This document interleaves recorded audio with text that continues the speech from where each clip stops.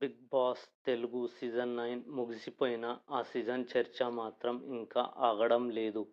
టైటిల్‌ను కళ్యాణ్ గెలుచుకున్నప్పటికీ ప్రేక్షకుల హృదయాలలో ప్రత్యేక స్థానం సంపాదించిన వ్యక్తి మాత్రం ఇమ్మాన్యుయేల్ అని చాలామంది భావిస్తున్నారు. 'బీబీ ఉత్సవం'లో భావోద్వేగ క్షణాలు సీజన్ ముగిసిన తర్వాత నిర్వహించిన ప్రత్యేక కార్యక్రమం 'బీబీ ఉత్సవం'లో ఇమ్మాన్యుయేల్ తన మనసులోని బాధను పంచుకున్నాడు.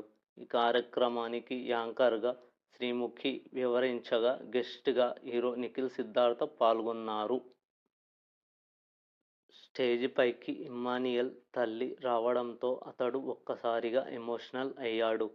ఎంటర్‌టైనర్‌ని విన్నర్‌లా చూడరని నాకు తెలుసు.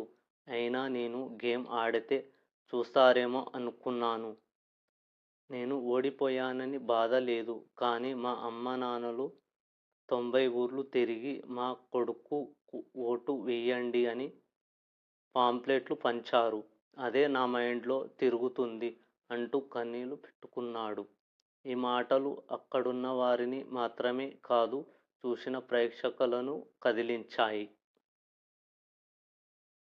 ఆల్రౌండర్ ఆఫ్ సీజన్ 9 అవార్డు ఈ సందర్భంగా నిఖిల్ ఇమ్మాన్యుయేల్‌కు all-rounder of big boss Telugu season 9 award అందజేశారు. నీ వెనుకన నీ అమ్మానాన్నల ప్రేమ కనిపిస్తుంది. నీ అమ్మను చూస్తుంటే నాకు మా అమ్మ గుర్తొస్తుంది అంటూ నిఖిల్ చెప్పిన మాటలు మరింత హృదయాన్ని తాకాయి. టైటిల్ ట్రోఫీ అందుకోకపోయినా ఈ అవార్డు అతడికి అభిమానుల ప్రేమకు ప్రతీకగా నిలిచింది. సోషల్ మీడియాలో ట్రోఫీ కళ్యాణ్‌దే కానీ ప్రేక్షకుల హార్ట్ గెలిచింది ఇమ్మునే అంటూ కామెంట్ వెల్లువెత్తుతున్నాయి.